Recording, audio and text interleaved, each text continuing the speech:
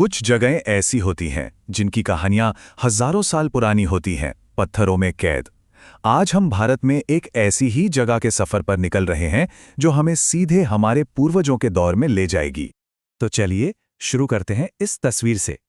पहली नज़र में ये एक मामूली सी चट्टानी गुफा लगती है ना? लेकिन इसकी दीवारों के भीतर क्या छिपा है?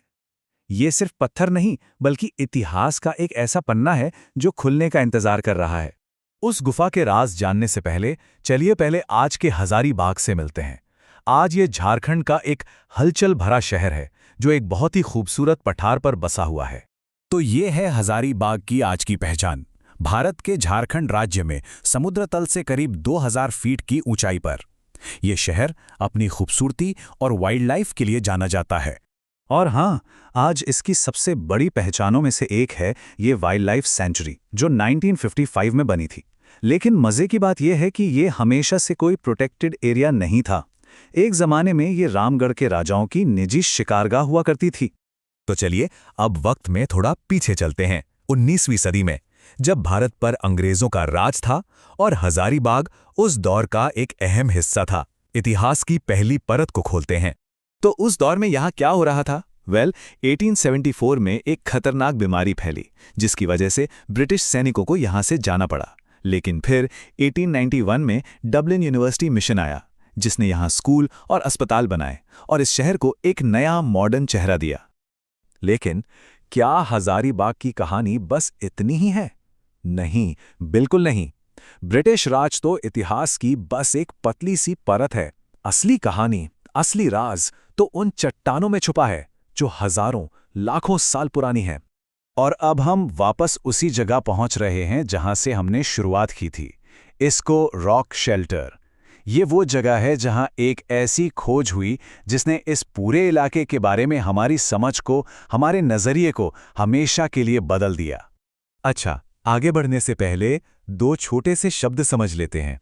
पहला है पिक्टोग्राफ, मतलब चट्टान पर पेंट की गई तस्वीर, और दूसरा है पेट्रोग्लिफ, यानी चट्टान पर कुरेद कर बनाई गई तस्वीर।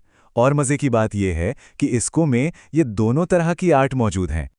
और जरा इसे देखिए, ये पूरी दीवार करीब करीब 29 मीटर लंबी है। रिसर्चर्स ने अलग अलग तस्वीरों को डिजिटल तरीके से जोड़कर ये एक पूरा पैनल तैयार किया है। सोचिए, हमारे पूर्वजों के लिए ये पूरी दीवार एक कहानी की किताब की तरह रही होगी। तो सवाल यह है कि ये तस्वीरें आखिर हमें बताती क्या हैं? चलिए कोशिश करते हैं इन कलाकारों के दिमाग को पढ़ने की और ये समझने की कि उनकी दुनिया कैसी दिखती थी।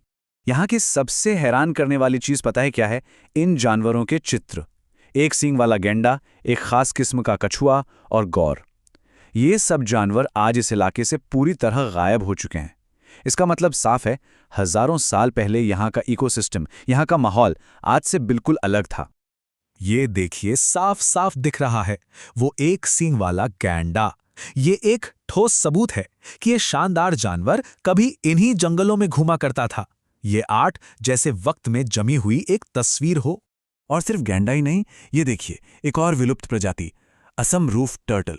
इसके नुकीले शेल को देखिए, बनाने वाले ने कितनी बारीकी से इसे पेंट किया है। तो ये सिर्फ आर्ट नहीं है, ये उस जमाने का एक तरह का बायोलॉजिकल रिकॉर्ड है। लेकिन बात सिर्फ जानवरों तक ही सीमित नहीं थी। रिसर्चर्स ने पाया है कि इन तस्वीरों में एक और बहुत ही जरूरी थीम बार बार दिखती है, और वो है जीवन का चक्र, यानी जन्म और प्रजनन, जो उस समय के लोगों के लिए यकीनन बहुत मायने रखता था। और ये स्लाइड इसका सबसे बड़ा सबूत है। बाईं तरफ की तस्वीर देखिए, कुछ खास समझ नहीं आ रहा है ना? धुंधली सी है। लेकिन जब रिसर्चर्स ने डी-स्ट्रेच जैसी खास टेक्नोलॉजी का इस्तेमाल किया तो देखिए दाईं तरफ क्या सामने आया। एक माँ अपने बच्चे को जन्म दे रही है। ये दिखाता है कि उस समाज के लिए जन्म कितना पवित्र और जरूरी रहा होगा। अब इस आकृति को देखिए, एक इंसान जैसी आकृति जिसने सिर पर कुछ पहना हुआ है, गले में हार है, हाथ में कोई चीज पकड़ी है। कौन हो सकता है ये? कोई शिकारी, कोई पुजारी, या फिर कबीले का कोई सरदार? ये हमें उनकी सोशल लाइफ की एक छोटी सी झलक देता है। तो अब आते हैं सबसे मजेदार हिस्से पर। वो ये है कि ये कहानी हजारों साल पहले खत्म नहीं हो गई, नहीं, बल्कि ये आज भी जिंदा है इसी इलाके की परंपराओं में। अब जरा इन दोनों तस्वीरों को एक साथ देखिए। ऊपर है चट्टान पर बनी हजारों साल पुरानी तस्वीर, और नीचे है उसी इलाके की आज की सोहराई पेंटिंग। कुछ देखा? एक जैसी डिज़ाइन, एक जैसा पैटर्न। ये कमाल की बात है ना? ये इस बात का सबूत है कि ये कला हजारों सालों से जिंदा है। और आज के समय में सोहराई कला में इस तस्वीर को भगवान शिव का प्रतीक माना जाता है, जो सभी जानवरों के स्वामी हैं। मतलब सोचिए, कैसे हजारों साल पुराने सिंबल्स, हजारों साल पुरानी कहानियां पीढ़ी दर पीढ़ी सफर करती हैं और आज भी लोगों की जिंदगी और उनकी आस्था का हिस्सा बनी हुई हैं। तो हजारीबाग की कहानी हमें ये सिखाती है कि इतिहास सिर्फ मोटी मोटी किताबों में नहीं मिलता, वो हमारे पैरों के नीचे, चट्टानों पर और उन परंपराओं में जिंदा है जिन्हें लोग आज भी निभाते हैं। तो अब सवाल ये उठता है कि हमारे अपने चारों तरफ ऐसी कितनी अनकही कहानियां हैं जो बस खोजे जाने का इंतजार कर रही हैं।